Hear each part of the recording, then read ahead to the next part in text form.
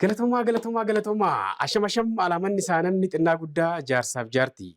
Kabajamtoota daawwattoota televezyiina faana kun Riittaashoodha. Riittaan shoo har'a hayyuu qorannoo hawaa kana ispees saayinsii kan wajjin wal qabatee muuxannoo biyya keessaaf alaa kan qabu Dooktara Barsiisaa Yuunivarsiitii Indaalkaachoo Mangistuu isiniif affeeree jira. Hedduun keessan tibba tokko sooftiweerii carraa kondominiyeemii Finfinnee kan wajjin wal qabate sooftiweerii kalaqeen sooshaal miidiyaa irratti hedduun keessan gaafa jejjaniin argee jira. Hayyuu kana dudduuba isaa qoradhee biyya keessaa hanga biyya alaatitti keessumattuu sooftiweeriiwwan garaagaraa kalaqee jira. Wantoota babbareedoo ta'an dargaggoota keenyaaf muuxannoo guddaa qaba waan ta'eef affeereen jira. Qopheessaaf dhiyeessaa Rittaa Taaddalaa Daareektingiidhaanis Faayisaa Addunyaa kaameraaf sagalee Nimoonaa Rittaan wajjin tura. Ispoonsarri uffata kiyyaa magaalaa Adaamaa gamoo Oliyaal jalatti kan argamu Abbuukii Pirootokool guddaan galateeffadhaani. Ceesiftuu booda Dooktar Indaalkaachoo Mangistuu hayyuu ispees saayinsii waliin isiniin eegaa. Riittaa shoo.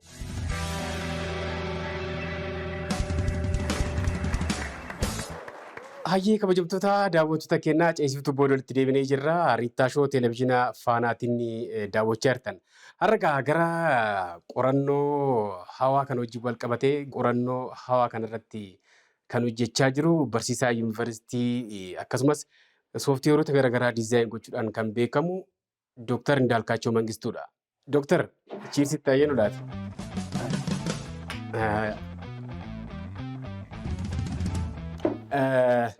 Mee jalqaba Dooktar Indaalkaachoo Mangistuun eenyu kan jedhu kana mee daawwattoota kiyya wajjin wal bare.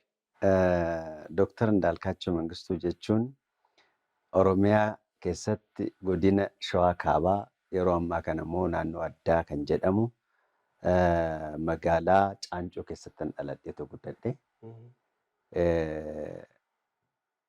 Barumsa kiyya Yuunivarsiitii Harammayaa digirii tokkoffaa kiyya achitti barachuu jalqabee digirii tokkoffaa kiyya argan achi xumuree booda yuunivarsiitii irratti ramadamee Aksuumitti barsiisuu jalqabee achitti sun barsiisaa jiru. Digirii lammaffaaf immoo Bahar Daaritti qormaata fudhadhee qormaata san darbee maastarsii ispees saayinsiidhaan namoota 4 qofa taaneetoo yeroo jalqabaatiif maastarsii ispees saayinsii irratti ispees saayinsii Bahar Daar irratti xumurree seenachi Aksuumitti ol deebi'ee immoo ammas ispees saayinsii kanaan dhufee as Entoto Observatory and Research Center kan jedhamu kanatti qormaata fudhadhee digirii sadaffaa kiyya jechuudha PhD ammas digirii sadaffaa irrattis akka tasaa ta'eetoo nama 4 qofa taanee waan ajaa'iba. Afran san keessa of course tokkichi xumuruu hin dandeenye wantoota adda addaatiin namni 3 keenya garuu namoonni jalqabaa xumurree seenachi amma Salaalee Yuunivarsiitii ramadamee staafii achitti. Waan ajaa'ibaati. Gaaffileen muraasa asirratti hin jiran akka koomsaatti wantoota nu ta'an isaan kakkaasaa ijoollummaa keetirraa gara gubbaatti dhufna waan ta'eef Dooktar Indaalkaachoo jedheetii barataa sadarkaa tokkoffaa fi lammaffaa ta'ee daldala yookaan faddaalummaa birookar yaalee jira. Kubbaa miilaa taphataa cimaa ture. Atileetiksii kanas yaalee jira. Hunda isaa yaalee jira.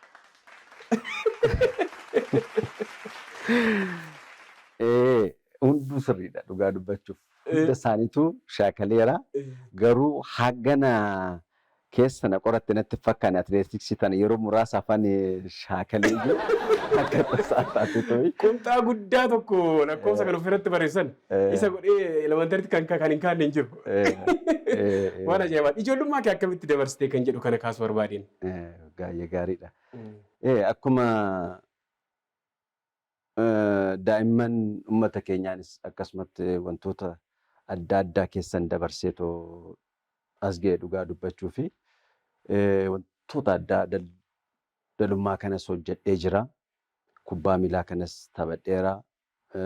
Fiigicha kanas yeroo muraasaaf shaakaleen ture.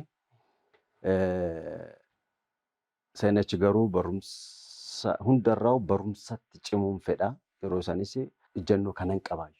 Barumsaan hanga dhumaatitti baradhee keessaa'u haadha kiyya gammachiisuun fedhaa. Yeroo barataa turteetti ogummaa kam hawwaa turte? Maalan ta'a jettee yaadaa baratte? Kanumaafan kaasa waa'ee qorannoo hawaa kan yookaan ispees saayinsiin kun yeroo nuti barataa turretti xiyyeeffannaan badaa hin jiru. Beekumsi waa'ee isaallee qabnu barataan hedduusaa dooktara injiinara waa akkasii jedha malee qorataa ispees saayinsii yookaan immoo waa'ee hawaa kana namni badaa hubannoo hin qabu jedheen.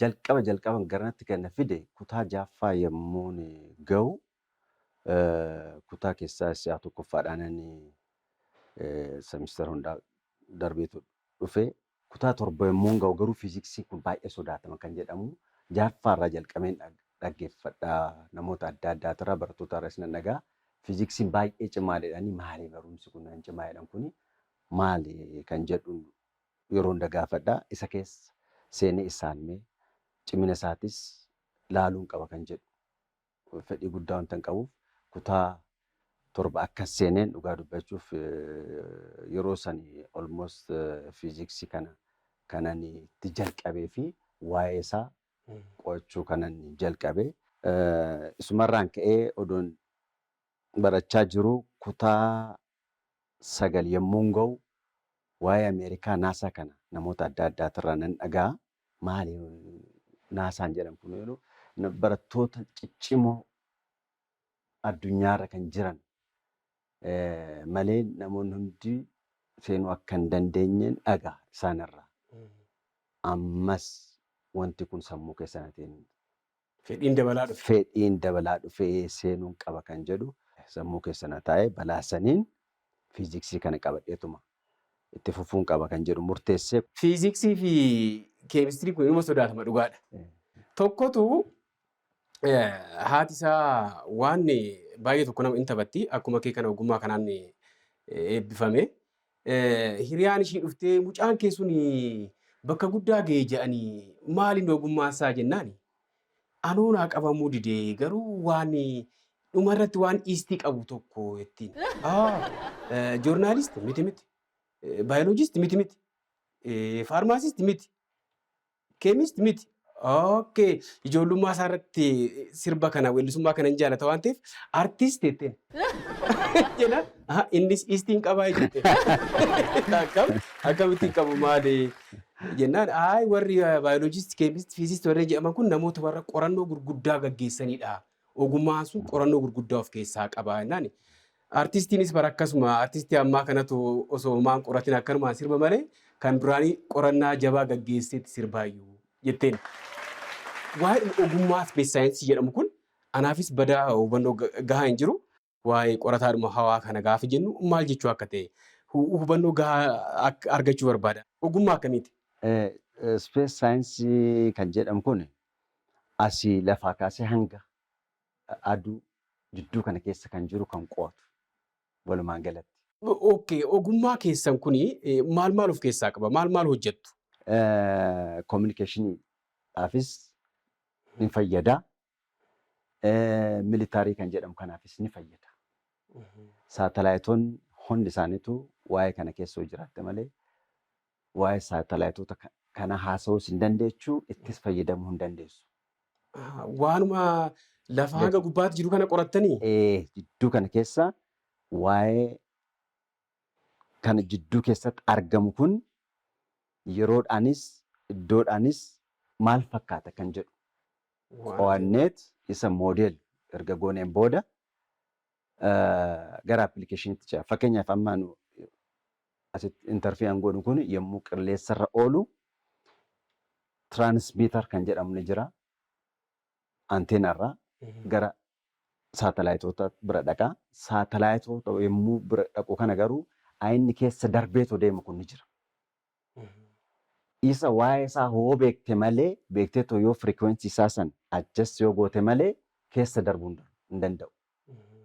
Kanaafuu firikweensiin nu amma asitti haasofne kun achi keessa darbeetoo gaddeebi'ee risiivariidhaan yookaan immoo manoota adda addaa keessa yoo risiivarii diishii namni kun ni jiraamati.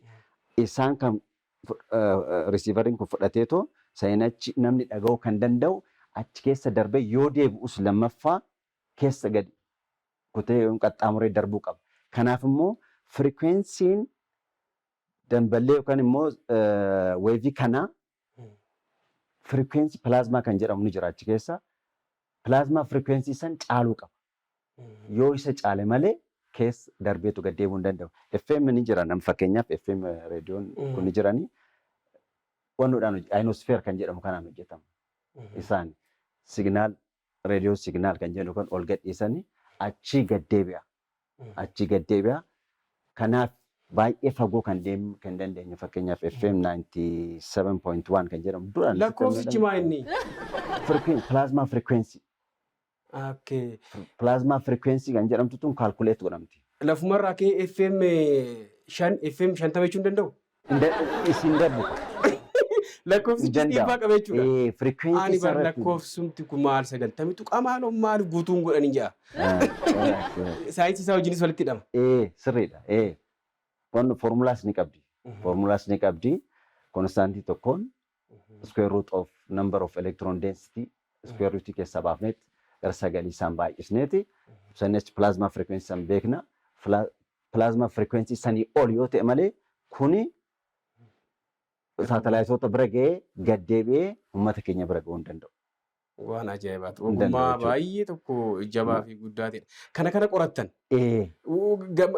Maaltu jira kana jidduu kana keessa ionosphere jedhama maqaan isaatiin saayinsiidhaan. Ionosphere kan jedhamu kun fakkeenyaaf akka namoota keenyaafis galutti haala salphaa ta'een ibsuu fayyaala. Ashuffeen jira. Ashuffeen rufti kuni tokko kan margi irraa hammame. Tokko immoo kan margi dhedheeraan keessa irratti guddate. Yookaan nam lama osoo tokkicha kan hammame kanarra fiigedheenii iddoo tokko kaase tokkicha immoo kan hin hammamne kan margi irra jiru kana keessa fiigodhan jedhan wal qixxaachi ga'uu danda'an. Kamtu dursa? Isa immoo wanta akka hin qabne. Kana jechuudha. Very good. Yeroo guyyaa kun akka okaa kanatti kan ilaaltu kuni kan aduudhaan uumamu plasmaa kan jedhamutu jira. Irra keessa plasmaa kan jedhamu kana jira. Isatu dabarsuu dhoowwa. Galgala garuu almost hin jiru. Hin bada. Uumamni isaatis aduu wajjiniin kan wal qabate. Aduu wajjiniin kan wal qabate yommuu aduu nurraa fagaachaa deemu kunis badaa deema. Deebi'eet recombine jedhama. Recombination jedhama afaan Ingiliffaatiin. Deebi'eet walitti wanneedha. Yeroo guyyaa immoo ifa aduurraa argatu kanaan ionization kan jedhamuu fi of course karaa lamaan compact karaa walitti bu'iinsaa fi karaa ionization karaa kan jedhamu kanaan kan uumamu karaa lamaan kan uumamu hundarraa kan caalu garuu ionization kan jedhamu kan aduu wajjin wal qabate yoo ifa aduu sun yoo jiraachuu baate kun hin jiru. Kanaafuu yeroo galgalaa plasmaan kun hin jiru.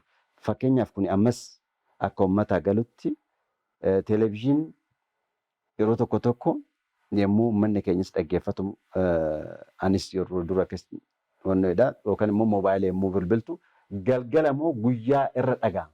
Galgala. Very good. Maaliif? Anammas hin jedhe kun galgala hin jiru.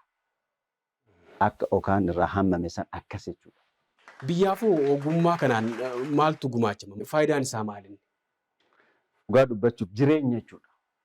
Lubbuu kee jechuudha. Communication hundi isaa marti isaa kana yoo beekuu baatte hojjechuu hin danda'amu. Isin jala jirte jechuudha. Nu jala. Akkasumas militariidhaafis kun ni barbaachisa. Raadaarii jechuu dandeenya. Xiyyaarri ni jira muti amma fakkeenya kan militarii ni jira kan siviilii ni jira. Isaan kun communicate gochuu kan danda'an yommuu kana keessa kan jiran dura sitti meekan yommuu beekame yoo beekamu baate addaan cita yeroo tokko xiyyaarri badeedha. Kan badu maaltu yommuu communication addaan citu jechuudha.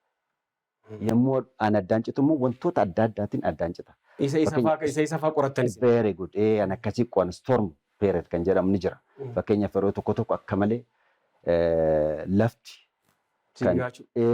sigaachuu osoo hin ta'in atmosfeeriin ishii kun irra rukutama. Kan aduurraa ka'eetu dhufu jira. isaan rukutama. Yommuu san communication adda addaa kun dhaabachuudhaan danda'a. Transformeraa ni guba. Ni guba. Innaa inni fakkeenyaaf addaan ciccitu kuni yommuu signaalli xiyyaara paayileettii biraa ba'u sun kana keessa gad darbee yookaan ground station irra kan jiru yookaan saatalaayitii irra kan jiru san bira yommuu achi ga'uu dadhabee addaan citu jechuudha. Xiyyaara ergaa tokkitti achirra ba'ee booda immoo karaa sanii walii gala malee lafa arguu hin danda'u. Kan biraa immoo koompaasii jira. Koompaasii sanis kan qo'atamee karaa kanaan dhufannaa. Kan biraa raadaarii biyyattii eeguudhaafis akkasuma. Kan biraa albuudota adda addaa lafa keessa kan jiran ittiin qo'achuun ni danda'ama. Qonnaaf ni fayyada. Na wantoota hedduu. Ispees saayinsii wanta hundaa keessa jira. Hunda keessa seena. Hunda keessa seena. Ogummaan kun hagam tokko biyya keenya keessatti beekamee xiyyeeffannaan itti kennamee jira? Baay'ee dhiyoodha. Baay'ee dhiyoodha. Of course dhugaa dubbachuudha. Baay'ee kanarratti kan galateeffachuu qabnu kabajamoo Tafarraa Awwaaluu kan jedhamu. Obbo Tafarraa Awwaaluu isaan dhugaa dubbachuu wanta kana sadarkaa kanarra akka ga'u kan godhani bu'uurri isaan malee baay'een beekamu hagas uummata keenya keessattis hin beekamu bu'aan isaa ammas irratti baay'ee irratti hojjetamaa hin jiru garuu jalqabbii gaariitu jira dhugaa dubbachuuf. Observatory and Research Center kan jedhamu kun erga dhaabatee booda baay'ee uummata keenya keessa dammaqeessa uumaatu jira. Amma immoo Ethiopian Space Science and Technology Institute kan jedhamu dhugaa dubbachuuf nama cimaa, nama jijjiirama biyyaa barbaadu, nama hojjetee hojjechiisuu danda'u iddoo sanitti ramadame. Baay'een galateeffadha. Abdiisaa. Dr. Injinar Abdiisaa Yilmaa. Abdiisaa Yilmaa for sure biyyattii tana waan tokko hin buuse dheetan abdii guddaan irratti qaban. Abdii guddaan irratti qaban. Waan ajaa'ibaati. Jaalalaaf kabaja isaaf qabdu tasuma nagee atis innis ogummaa tokko keessa jirta waan ta'eef kennaa addaa tokko sii kenna. Kennaa kana yoo barbaadde Dr. Injinar biratti na qaqqabsiista. Yoo barbaadde muuf bira keessa. Suuraadhuma nama kabajamaa mettee kana kan harkaan hojjetame. Sarpiraayisii gochuu barbaada.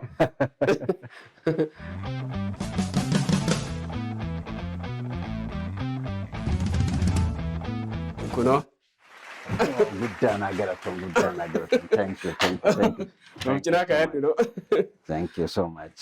Sochiin ispees saayinsii kana wajjin wal qabatee wanti jalqabamee hin jira. Gama kanaan illee Dr. Injinar Abdiisaa Yilmaa bifa bareedaarraa akka jiran quban qabaa. Wantoota argaa jirus hin jira. Garuu kana caalaa ogummaan kun akka jabaatu akka deemu gaheen eenyurraa eegama? Maaltu eegamallee? Mootummaan namoota kana qabee biyyattiidhaaf bu'aa akka buusan gochaatu hin jiru dhugaa dubbachuudhaaf. Kanaaf akka fakkeenyaaf kanan dubbachuu barbaadu advaayizara kiyya Dr. Baayilee Daamxee jedhama. Pirezidaantii Baahirdaar Yuunivarsiitii kan ture duraanii baay'ee kan babal'isee kan barsiisu jalqabees isaa fi Dr. Ndaawwaqa of course jedhamu tokkos ni jira amma Ameerikaa jira. Dr. Baayileen yeroo ammaa kan Itoophiyaa osoo hin taane as Kigaalii Rwaandaatti barsiisaatu jira. Achitti dhuguma Itoophiyaan biyya amma kanaa gadi taateet kaffaluu dadhabdee too inni achi deebimu yommuu jedhu baay'ee natti dhaga'ama. Kan biraatis karaa Botswaanaa manaamna kan deeman ni jiran. Isinuu lakkoofsi keessanii hayyoonni achi baatan 4-5 namoota xiqqoodha. Isinuu immoo gara biyya hambaatitti kan akkas deemtan taananii ogummichi ogummaa baay'ee biyyaaf barbaachisaa fi cimaadha. Kabaja isinitti godhamuu qaba. Biyyattiin tarii sadarkaa amma mindaa haga isin malu kaffaluu dhiisuu malti. Garuu mala danda'ameen ogeessota akka keessanii kana hayyoota akka keessanii kana osoo kunuunsaa fi kabajni kennameef waan amma ispees saayinsiidhaan biyyi teenya jalqabde iddoo guddaa gahuu dandeessedha yaada. Hanqinni nama barateellee Inni jireedha yaada. Lafa ammaan dhufaatu jiru ni jira. Dooktar Tashoomee kan jedhamu tokkos ni jira. Asuma Inxooxxoo iddoon itti baradhe kanatti baachii anatti ta'anitu dhufe. Efreem kan jedhamu anna faana xumure innis. Bahar Daar kan jiran immoo Dooktar Mallisoo, Dooktar Tsaggaayee ni jiran. Amma dhufaatu ni jira. Garuu kanas hanga nu dandeenyu hojjechaatu deemiidhaaf shaakalaatu jirra malee hagas ilaalchi itti kennamee namoota kan walitti fidanii kan ala jirus walitti fidanii asitti haala gaariin qo'annoo riisarchii kanarratti akka hojjennu hagas ittiin deebifamne. Kanaaf yeroo tokko tokko meeshaa barsiisotaaf kaffaltii hin dandeenyu jedhaniiti barsiisonni kun biyya alaa dhaqanii kan isaan hojjetan gatii guddaan doolaaraan deebisanii mootummaan keenya bitu. Mootummaa kana qofa osoo hin duruma jalqabeetu hanga ammaatti jechuudha. Osoo asumatti jarri sun kunuunfaman waan amma jedhamu kana bituun hin jiraatu. Hin barbaachisu mindaa kaffaltaaf. Mindaa kaffaltaaf. Fakkeenyaaf raadaariidhaan ispeeshaalistiidha Dooktar Baayilee. Raadaarii biyyattii keenyaaf ni barbaanna moo hin barbaannudha. Hin barbaanna. Militariidhaan ni barbaanna. Siviiliidhaan hin barbaanna. Xiyyaara amma as boolee kanaa ka'u kun raadaarii hin fayyadamu. Raayyaan ittisa keenyaa hin fayyadamu. Namni amma isin jedhe kun Dooktar Baayileen immoo perfect and almost perfect code kan jedhamu hojjetanii addunyaa kana hanga tokko bu'aa buusaatu jira. Namoota kana qabuun ni barbaachisa. Ogummichaaf xiyyeeffannaan haa kennamu, ogeessotaaf xiyyeeffannaan haa kennamudha. Wanti guddaan. Tarii ogummicha hagas biyyaaf murteessaa yoo ta'ee fi haalli amma irra jirru kuni amma tokko fooyya'aa kan ta'e yoo ta'e barumsichi kun maaliif dakarraa qabee hubannoon itti kennamaan dhufu kaarikulamii wajjin wal qabatee digirii jalqabaa irratti illee namni digirii lammaffaa fi PhD irratti qofa nan fakkaata. Osoo bu'uurri isaa waan tokko irratti osoo hojjetame barattoota ogeessota ciccimoo argachuu hin danda'amu. Sirriidha osoo ta'e gaariidha garuu yeroo fudhatu kun maaliif anuu advaayizara argachuudhaaf fakkeenyaaf asii biyya keessaa hunda argachuu baay'ee rakkisaa tureyyuu advaayizarri argamu hin jiru. Namoonni kanaan xumuranii advaayizarri fakkeenyaaf namni tokkicha Ameerikaadhaa hin argadhe. Hanqina namootaati inni guddaan. Kanaafuu yeroo dhiyootti gadi buusuun baay'ee rakkisaadha. Garuu akka jalqabaatti akka jijjiiramaatti amma xiqqoo haalli ittiin deemamaa jiru kun gaariidha. At least Itoophiyaan Space Science and Geospatial Institute jedhameeti walitti qabame. Of course walitti qabamuun suni agasis fayyaduma of course booda laalla malee haala duraan jiru sanii itti fufanii gaariidha natti fakkaataan akka ilaalcha kiyyaatti. Garuu namootuma jiru kana qabaniitoo yeroodhaan itti fayyadamuu daddafaniitoo. Maayidhaaf for sure yeroo muraasa booda fakkeenyaaf walitti bu'insa adda addaatu yommuu uumame humna namaatiin hin ta'u saniin booda. Saatalaayitiitti garagaramuu isaan oolamu. Addunyaa dhumti. Homaa shakkiin kana. Homaa shakkiin. Saatalaayitiitti yommuu dhufuun isaan oolu. Yommuu sana namoota humnaan jechuun baay'ina namaati amma feetoo qabaatte teekinooloojiitu hojjeta homaa. Gochuu hin dandeechuu namoonni saayinsii saniin immoo fagaatanii deeman akka barbaadanitti si gochuu danda'u. Si gochuu danda'u. Kanaafuu isarratti at least mootummaan keenya amma jiru kun iyyata guddaa qaba. Mul'ata guddaa qabdu. Na haala sanii jabaatanii osoo irratti hojjetanii nuyis immoo daddafnee wantoota tokko tokko akka hojjennu osoo nu gargaaranii itoo osoo hojjenne gaariidhaan jedhaan anuma mataa keenya fakkeenyaaf saatalaayit asii yoo jennu ani biyyoota biraatirraa gara samiitti ergisiisuu kan jedhamu kan hin fedhu ani fakkeenyaaf ani giraawundi isteeshinii san asitti osoo ijaaramee hin barbaadan. Asitti kan saatalaayita isaan achiin erganii san irratti gatii baasassanii giraawundi isteeshinii asitti nu haa hojjetan. Isaan immoo beekumsi kan isaanitti hojjennu hin jira. Hin danda'ama. Hin danda'ama. Thank you very much. namni ogummaa cimaa akka kanaan illee nama akka keetii kana qabaachuun keenya dargaggoota hedduu yuunivarsiitii amma seenaa jiran dakas barachaa jiran ni kakaasedhee waan yaaduuf si dhiyeesse. Tarii barattoota akka gara ogummaa kanaatti dhufan maaltu taasifamuu qaba waan jedhu kan. Tokkoffaa miidiyaa. Miidiyaan humna qaba. Miidiyaa irratti gaazexeessitoonni isin hojjechuu irratti isinirraa eegama. Biiroon barnootaa xiyyeeffannootti kenneetoo irratti hojjechuu qaban. Hanga dakaatitti gadi buuneetoo hojjechuu qaban. Kanaaf immoo yeroo tokko tokko gadi buutee hojjechuudhaan immoo sakaallaa adda addaatti jira. Sakaallaa san karaarraa kaasuu ni barbaachisa. Inni guddaan garuu humna kan qabu miidiyaadha dhugaa dubbachuuf. Miidiyaadha mootummaanis garuu hagasuma. Amma yeroo sani ani barattoota irraa wantan dhageeffan waa'ee fiiziksii kana seenee kutaa 9 seenee waa'ee naasaa waa'ee addunyaa irratti akka malee populaaritii beekamu kana wantan dhageeffan. Akkasitti yoo barattoonni dhaga'an malee achi ga'uun baay'ee rakkisaadha. Waa'ee saniitu yaadan ka'a. Waan san ta'eefan amma Ameerikaa sanis dhaqeen dhufe. Iddoo hawwesan ga'een dhufe. Yommuu dhufu garuu osoo wanna fee ta'e biyya dhiisetoo biyya alaa tifin hojjedhu. Amman danda'e dursa biyya kiyyaaf uummata kiyyaaf anna barsiiseef hojjechuun qabedheetan ejjennoo kanaan dhufe dhugaa dubbachuu. Maaliif hin banne maaliif achi nafne maaliif anu jedhan baay'ee naara yommuu kanaan jedhanu. Hundi keenya kan baranne yommuu baanetu banne eenyu an deebi'eetu uummata keenya barsiisu. Eenyu dhaloota dhufu an barsiisu. Kana yaaduu qabna.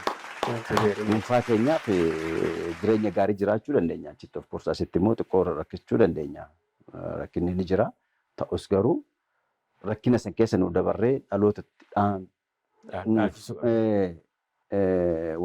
bu'aa tokko buufnee fi dabarre malee namni biraa dhufanii kan hojjetan hin jiran jedheetu yaadu. Gara Ameerikaatti illee deemtee naasaa wantoota hedduu waan dhaga'ee hin jira. Carraawwan garaagaraa illee sii kennamanii turan.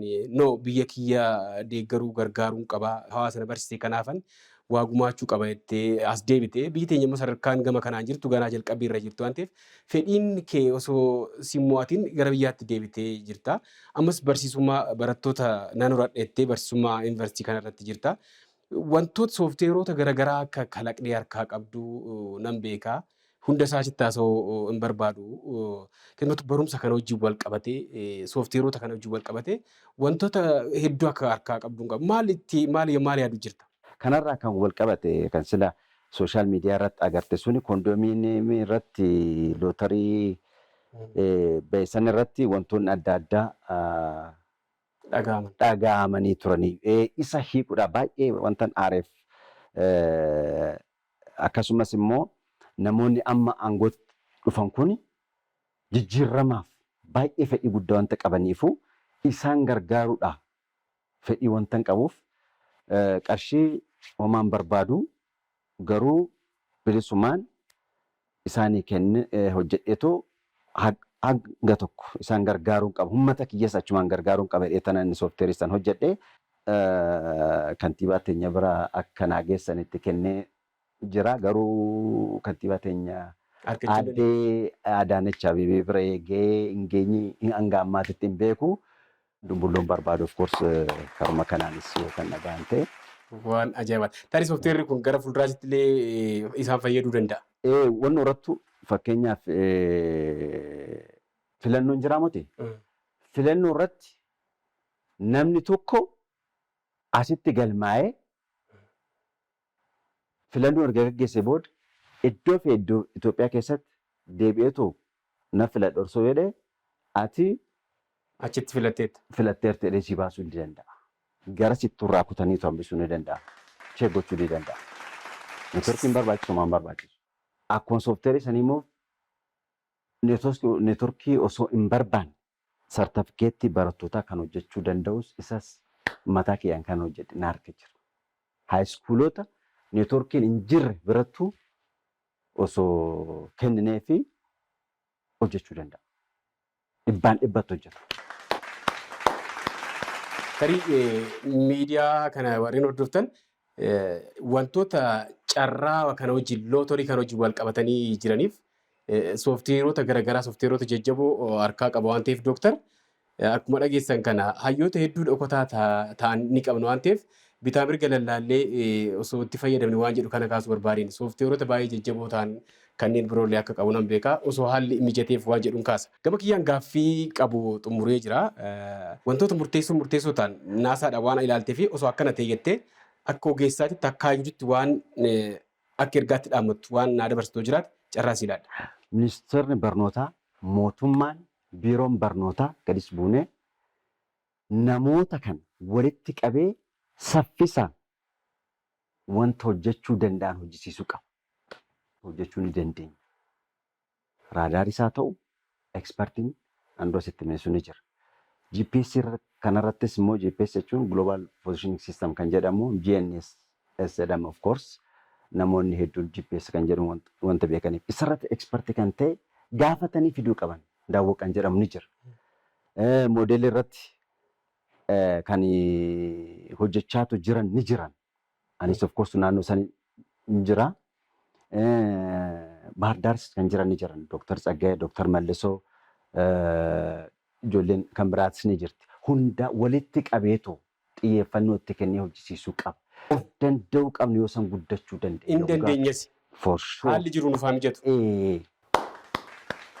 Maatii kiyya hunda isaanii maqaa onnan jedhu hiroota kiyya hunda isaaniitu si dabalatee iddoo guddaa naa ga'e uummata kiyya uummata Oromoo uummata Itoophiyaa nagaa akkanaa ta'an nuummoo hojjennee akka isaan gargaarru Rabbi nu haa gargaaru jechuun barbaada. Naa galatoon. Baay'ee Dooktar Indaalkaachoo Mangistuu Yuunivarsiitii Salaaleet irraa isiniif affeeree turtii bareedaa waa'ee ispees saayinsii akka waa irraa argattan abdii guddaan qaba. Torban keessummaa akka biraa taphoota babbareedoo kanneen birootu walitti deebina. Faayisaa Addunyaa gama daarektingiitiin kaameraaf sagaleen immoo Naarittaa qopheessaaf dhiyeessaa Naarittaa Taaddalaa. Ispoonsarri uffata kiyyaa magaalaa Adaamaa gamoo Ooliyaal jalatti kan argamu Abbuukii Pirootokool guddaan galateeffadha. Haga torbanii horanaa bulaa.